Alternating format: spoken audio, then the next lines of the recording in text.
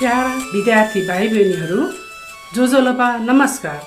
तपाईले अहिले सुनिरहनु भएको आवाज नेपाल भाषा एकाडेमीका निमित्त अनक मिडियाको प्रस्तुति नेवा एफएम 106.6 मेगाहर्ज रेडियो हो। यस रेडियो शिक्षा कार्यक्रममा विद्यार्थी भाइ बहिनीहरूलाई स्वागत छ। कीर्तिपुर नगरपालिका वडा नम्बर 9 स्थित कीर्तिपुर माध्यमिक विद्यालयको विज्ञान विषय शिक्षिका अंशु मानन्दर म तपाईहरू माझ रेडियो शिक्षा लिएर उपस्थित भएकी छु। आज म यस रेडियो कार्यक्रममा कीर्तिपुर नगरपालिकाद्वारा सञ्चालन गरिएको रेडियो शिक्षा कार्यक्रम अन्तर्गत कक्षा 9 को विज्ञान विषयको रेडियो शिक्षा कार्यक्रम लिएर उपस्थित भएकी छु। यो कार्यक्रम हरेक हप्ता बुधबारका दिन दिउँसो 12:30 बजे प्रसारण हुनेछ र अबको 30 मिनेट म तपाईहरुसँग रहेर विज्ञान विषय सम्बन्धी चर्चा गर्ने छु। प्यारा विद्यार्थी भाइ बहिनीहरू, अहिले हामीहरू विश्वभरि फैलिरहेको कोभिड-19 को महामारीको कारणले लामो समयदेखि विद्यालयमा गई साथीभाइसँग रमाइलो गरेर पठन पाठन गर्नबाट वञ्चित भएका छौं। त्यसै कारणले हामीहरूले विभिन्न माध्यमहरू रेडियो, टिभी, आम सञ्चार माध्यम, अनलाइनको माध्यमबाट अध्ययनतिर अग्रसर भएका छौं होला नि पक्कै पनि।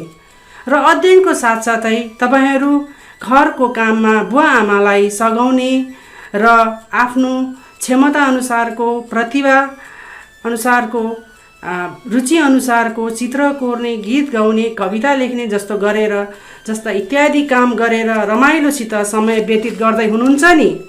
विद्यार्थी भाइ बहिनीहरूलाई यस्तो परिस्थितिमा हामीहरूले तपाईहरुको माझ रेडियो मार्फत सिकाइ सहजीकरण गर्नको लागि रेडियो शिक्षा कार्यक्रम लिएर उपस्थित भएका छौं। भाइ बहिनीहरूले पक्कै पनि उत्साहपूर्वक ध्यान दिएर सिकाइ गर्नुहुनेछ भन्ने आशा छ। र प्यारा भाइ बहिनीहरू, विज्ञान पाठ्यपुस्तक, कपी र कलम लिएर आजको कक्षाको लागि तयार भएर बस्नुहोला। कपी र कलम तयार भयो होला नि भाइ बहिनीहरू? र अब म तपाईहरूलाई आज हामी विषयवस्तुमा प्रवेश नगरिकन आज हामी पाठ्यक्रमसँग सम्बन्धित केही कुराहरूमा चर्चा गर्नेछौँ। र तपाईहरूले कक्षा 5 देखि नै 6, 7, 8 देखि पढ्दै आउनुभएको विषय हो विज्ञान विषय, अनिवार्य विषय। र तपाईहरूलाई पक्कै पनि थाहा छ होला विज्ञान विषयमा कतिवटा शाखाहरू छन् भन्ने। भन्नुहोस् त भाइ बहिनीहरू, विज्ञानमा 4 शाखाहरू छन् हैन त भाइ बहिनी हो? विज्ञानमा भएका 4 शाखाहरू के हुन् त? तपाईहरूले बुझिसक्नु भयो होला। यी 4 शाखाहरूमध्ये पहिलो शाखा हामी पढ्छौँ भौतिक विज्ञान, दोस्रोमा रासायनिक विज्ञान, तेस्रोमा जीव विज्ञान र चौथो अर्थात् अन्तिम शाखा रहेको छ हाम्रो अन्तरिक्ष तथा भूविज्ञान। र प्रत्येक शाखाहरूमा हाम्रा एकाइहरू छुट्याइएका छन्। भौतिक विज्ञानमा त्यसै गरेर 7 वटा एकाइहरू छन्। पहिलो एकाइ नाप, बल, यन्त्र, कार्यशक्ति र सामर्थ्य, 5 प्रकाश, 6 ध्वनि, 7 धारा, विद्युत र चुम्बकत्व। र यी पाठहरू तपाईहरूले कक्षा 8 मा पनि यस केही सिकाइ उपलब्धिहरू हासिल गरेर आइसक्नु भएको छ। र 9 मा पनि तपाईहरूले यस एकाइ अन्तर्गत थप सिकाइहरू प्राप्त गर्न सक्नुहुनेछ। र त्यसै गरेर रसायन विज्ञानमा हाम्रो 8 एकाइहरू अध्ययन गर्नुपर्दछ। तत्त्वहरूको वर्गीकरण, रासायनिक प्रतिक्रिया, घोल्ने मात्रा, 4 मा केही ग्यासहरू, 5 धातु, 6 कार्बन र यसका यौगिकहरू, 7 पानी, 8 कृषिमा प्रयोग हुने रासायनिक मल। र जीव विज्ञानमा 6 एकाइहरू रहेका छन्। एकाइ 1 मा बिरुवाहरू र जनावरहरूको वर्गीकरण, 2 जीवहरूको अनुकूलता, 3 प्रणाली, 4 ज्ञानेन्द्रियहरू, 5 क्रम विकास, 6 प्रकृति र वातावरण। साथसाथै हाम्रो अन्तिम शाखा रहेको छ अन्तरिक्ष तथा भूविज्ञान। यस अन्तर्गत 3 एकाइहरू पर्दछन्। प्राकृतिक प्रकोप, हरित गृह, ब्रह्माण्डमा पृथ्वी। अब भाइ बहिनीहरूले आफ्नो पाठ्यपुस्तकमा भएका एकाइहरू कुन कुन शाखा अन्तर्गत पर्दो रहेछ भनेर पक्कै पनि छुट्याउन सक्नुहुन्छ नि। अब तपाईँहरूले अध्ययन गर्नुभएको जुन विज्ञान विषय छ त्यो विज्ञान विषय तपाईँहरूले अध्ययन गरिसक्दाखेरि तपाईँले प्रत्येक पाठबाट जुन सिकाइ उपलब्ध गर्नुहुन्छ, सिकाइ उपलब्धि हासिल गर्नुहुन्छ, त्यसपछि तपाईँहरूमा के कस्ता सिपहरूको विकास हुन्छ, तपाईँहरूले विज्ञान किन अध्ययन गर्नुपर्छ, विज्ञानको महत्त्वको बारेमा म केही चर्चा गर्न चाहन्छु। तपाईँहरूले विज्ञान विषय राम्ररी अध्ययन गर्न सक्नुभयो भने, यसलाई व्यावहारिक जीवनमा प्रयोग गर्न सक्नुभयो भने तपाईँहरूले आफ्नो वरिपरिको वातावरण, प्राकृतिक प्रक्रिया, नवीनतम प्रविधिलाई वैज्ञानिक ढङ्गले बुझ्न सक्नुहुन्छ, विश्लेषण गर्न सक्नुहुन्छ र प्रकृतिमा आइपर्ने विभिन्न नकारात्मक प्रकोपहरू त्यसलाई नियन्त्रण गर्ने तपाईँहरूमा सक्षमताको विकास हुन्छ। र यसको अध्ययनले साथसाथै वैज्ञानिक सोच, सिप, धारणाको विकास हुन्छ, हामीमा सकारात्मक परिवर्तन ल्याउँछ र यसले हाम्रो जीवन सहज सरल बनाउँछ। वैज्ञानिक धारणा, नियम, सिद्धान्त हामी बुझ्न सक्छौँ र त्यसलाई हामीले हाम्रो दैनिक जीवनमा प्रयोग गर्न सक्दछौँ।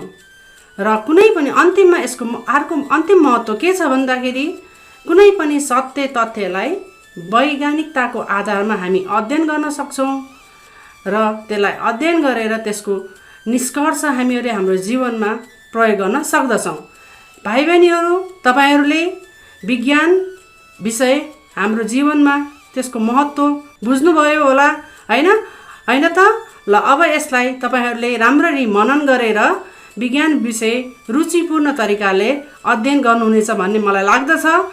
अब हामी जान्छौँ महत्त्वपछि। अब म तपाईँहरूले जुन कक्षामा विज्ञान विषयको सिकाइ गर्नुहुन्छ त्यो सिकाइ तपाईँहरूको मूल्याङ्कन हामी शिक्षकहरूले गर्छौँ र तपाईँहरूको मूल्याङ्कन, सिकाइ उपलब्धिको मूल्याङ्कन हामीहरूले दुई तरिकाले, दुई विधिबाट गर्छौँ। अब म तपाईँहरूलाई यसै सम्बन्धी चर्चा गर्न गइरहेको छु। तपाईँहरूको सिकाइ उपलब्धि सुधारात्मक र आवधिक मूल्याङ्कनबाट मापन गरिन्छ। मूल्याङ्कन भनेको त के हो भने त बुझ्नुभयो नि। मूल्याङ्कन भनेको तपाईँहरूको सिकाइ उपलब्धिको मापन गर्ने हो र त्यो मापन गरिसकेपछि त्यसले तपाईँहरूलाई पोषण प्रदान गर्छ र तपाईँहरूलाई सुधार गर्न सहयोग गर्दछ। र अब म तपाईँहरूलाई सुधारात्मक मूल्याङ्कन भनेको के हो भनेर केही कुरा व्यक्त गर्न गइरहेको छु। ध्यान दिएर सुन्नुहोस्। सुधारात्मक मूल्याङ्कनमा तपाईँहरूको शिक्षकले तपाईँहरूलाई कक्षामा दिने कक्षा कार्य, गृह कार्य, कक्षा परीक्षा, कक्षामा गराइने अन्य क्रियाकलापहरू, परियोजना कार्य, सृजनात्मक कार्य आदिमा तपाईँहरूलाई सहभागी गराउनुहुन्छ र तपाईँहरूले त्यो क्रियाकलापहरूमा तपाईँहरूको प्रभावकारिता, सहभागिता कस्तो छ भनेर तपाईँहरूको शिक्षकले मूल्याङ्कन गर्नुहुन्छ। यसैलाई भनिन्छ सुधारात्मक मूल्याङ्कन। र त्यस मूल्याङ्कन पछाडि तपाईँको शिक्षकले समय समयमा पृष्ठपोषण प्रदान गर्नुहुन्छ र तपाईँहरूलाई प्रभावकारी सुधारतर्फ उन्मुख गर्नुहुन्छ। हाम्रो प्राविधिक मित्रबाट व्यावसायिक विश्रामको सङ्केत आएको छ। अब म छोटो व्यावसायिक विश्रामको लागि अनुमति चाहन्छु। विश्रामपछि बाँकी विषयवस्तु लिएर उपस्थित हुनेछु।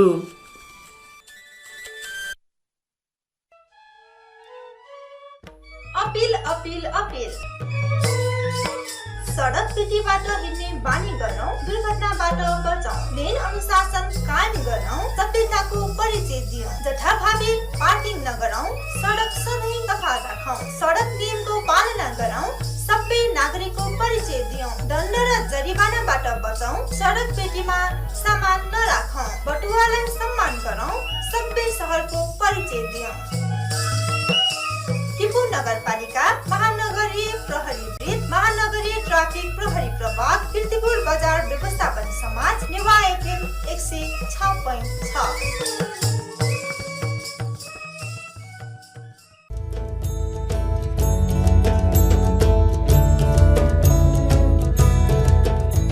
फैलिन नदिनु नै महामारी रोकथामको उत्तम उपाय हो। अहिले विश्वलाई नै तहस नहस बनाइरहेको कोरोना महामारीबाट जोगिन खोक्दा वा हाच्छिउ गर्दा मुख छोपौं।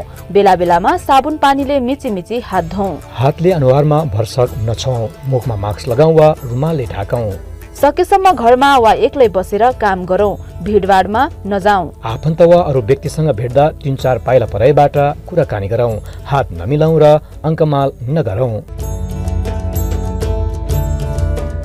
निरन्तर ज्वरो आउने, सास फेर्न गाह्रो हुने, लगातार छातीमा कष्ट हुने वा अठ्याउने, सुक्खा खोकी लाग्ने र शरीर थकित हुने जस्ता लक्षण देखिएमा हामी कसैलाई कोरोना भाइरस संक्रमण भएको हुन पनि सक्छ। नजिकको स्वास्थ्य केन्द्र वा अस्पतालमा तत्कालै सम्पर्क गरौं। महामारीबाट बस्न अरू कसैले गरिदिएर पुग्दैन, सबै मिलेर गर्नुपर्छ। डराएर होइन, होसियार भएर ज्यानमा र कोरोना भाइरसलाई गाउँटोलमा छिर्नै नदिउँ। Indigenous community radio network Kathmandu.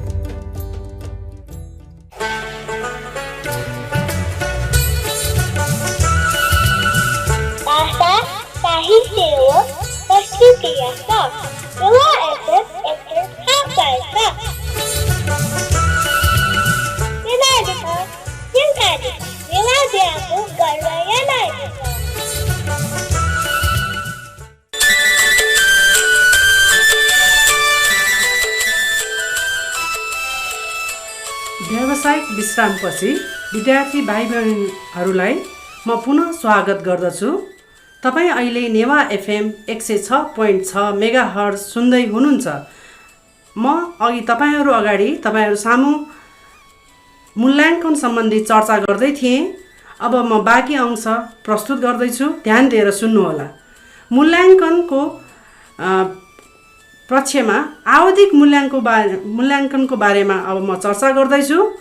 आवधिक मूल्याङ्कन शैक्षिक सत्रमा लिने मासिक परीक्षाहरू हुन्, जस अन्तर्गत सैद्धान्तिक परीक्षा, प्रयोगात्मक परीक्षा लिइनेछ र सैद्धान्तिक परीक्षा पूर्णाङ्क 75 र त्यस्तै गरी प्रयोगात्मक परीक्षाको पूर्णाङ्क 25 तोकिएको छ। सैद्धान्तिक र प्रयोगात्मक मूल्याङ्कनमा तपाईहरूले प्राप्त गर्नुभएको अङ्कको कुल प्राप्ताङ्कको आधारमा विषयगत ग्रेड प्रदान गरिने छ। सैद्धान्तिक मूल्याङ्कन तपाईहरूले कक्षा 8 मा पनि यसै प्रकारको सैद्धान्तिक मूल्याङ्कन हरेक मासिक परीक्षामा अनुभव गर्दै आउनुभएको छ। अब म तपाईहरूलाई हाम्रो प्रश्नपत्रमा रहेका प्रश्नहरू कति प्रकारका हुन्छन् र तिनीहरूको अङ्कभार कति हुन्छ, विशिष्टीकरण तालिका अनुसार प्रश्नपत्र निर्माण गरी जुन हामी परीक्षा लिन्छौँ त्यसको बारेमा हामी चर्चा गर्छौँ।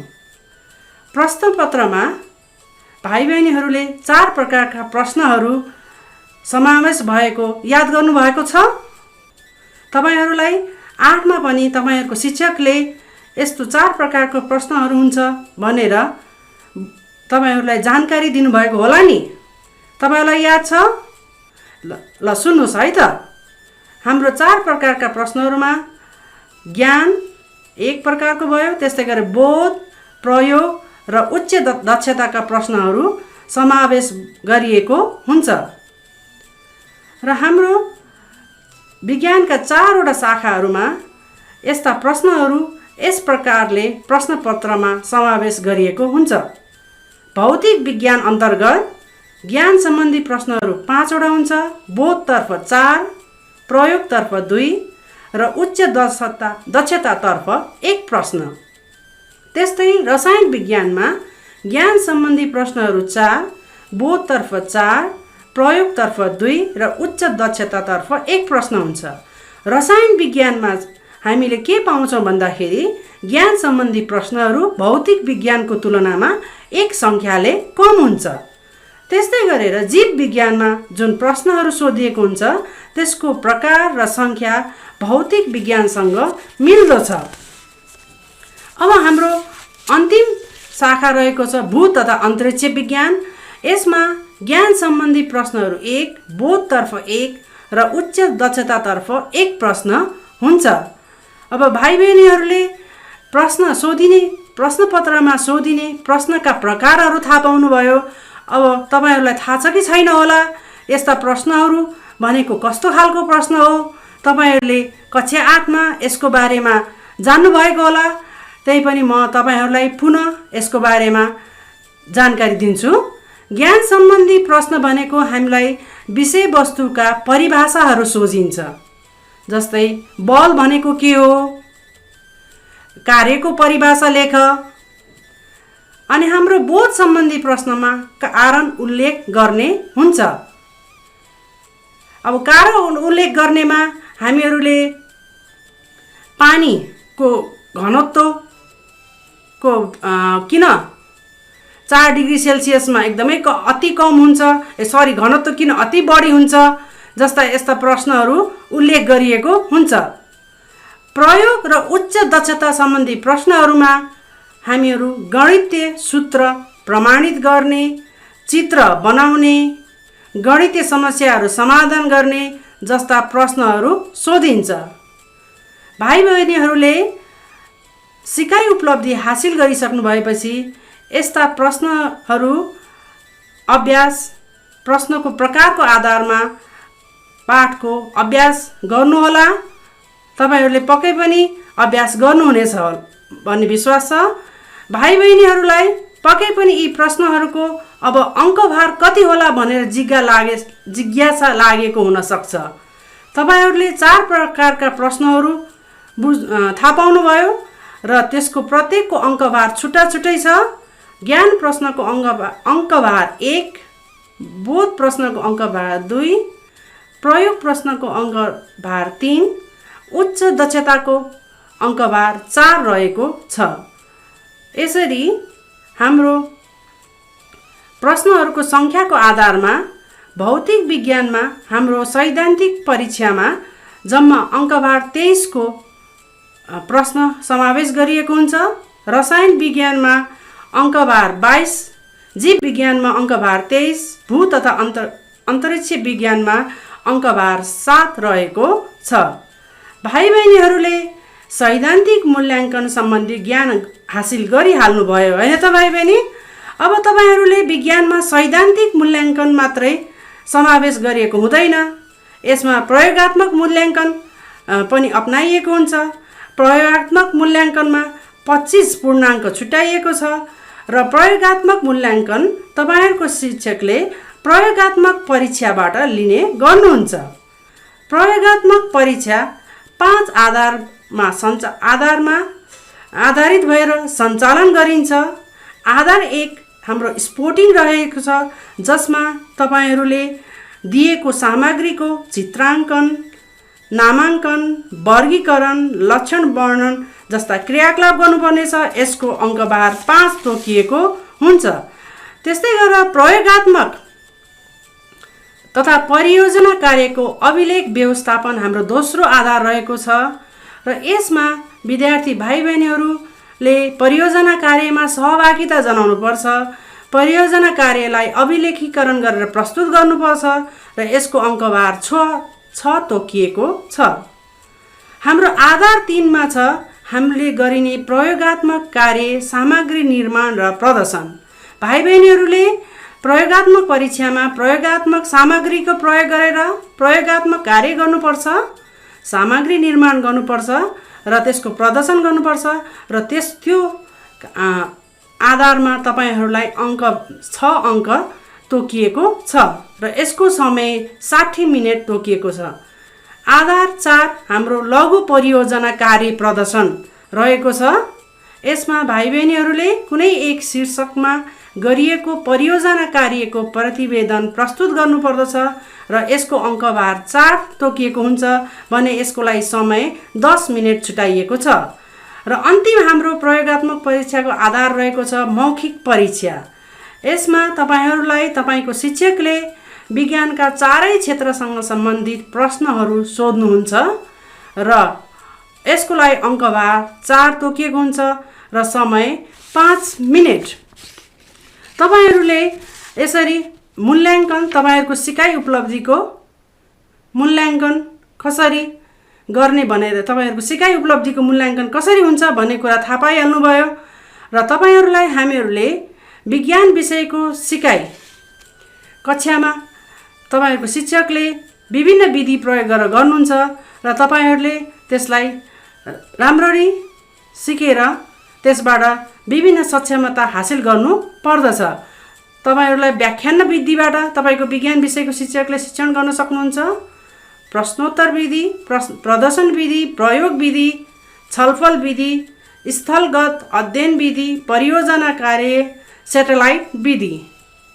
र अहिले हामीहरू तपाईँहरू सामु रेडियो शिक्षा कार्यक्रममा हामी तपाईँहरूलाई यो विभिन्न विधिहरूबाट सिकाइ गर्न असम्भव देखेका छौँ र हामीहरू तपाईँहरूलाई व्याख्यान विधिबाट नै सिकाइ गर्नेछौँ। अघिल्लो अब आउने दिनहरूमा हामी पाठमा प्रवेश हुँदा व्याख्यान विधिबाट तपाईँहरू सामु तपाईँहरूको पाठ प्रस्तुत गर्नेछौँ। तपाईँहरूले विज्ञानमा विभिन्न पाठहरू एकाइहरू रहेको थाहा पाइहाल्नुभयो। यी एकाइहरू तपाईँहरूले राम्ररी सिकाइ गर्नुहुँदा विभिन्न उपलब्धिहरू हासिल गर्नुहुन्छ। एकाइ 1 नापमा तपाईँहरूले आधारभूत एकाइ, तर्जन्य एकाइहरूको परिभाषा दिने र त्यसको अन्तर सम्बन्ध देखाउन तपाईँहरू सक्षमता तपाईँहरूमा विकास हुन्छ। त्यसै गरी बल पाठमा तपाईँहरूले न्युटनको चाल सम्बन्धी नियमहरूको व्याख्या गर्न र प्रयोग गर्न सक्षम। त्यसै गरेर यन्त्र सम्बन्धी पाठमा तपाईँहरूले विभिन्न सरल यन्त्रहरूको यान्त्रिक फाइदा, गति अनुपात, कार्य सक्षमता व्यवस्था गर्ने, त्यस सम्बन्धी साधारण गणितीय समस्या हल गर्न तपाईँहरू सक्षम हुन्छ।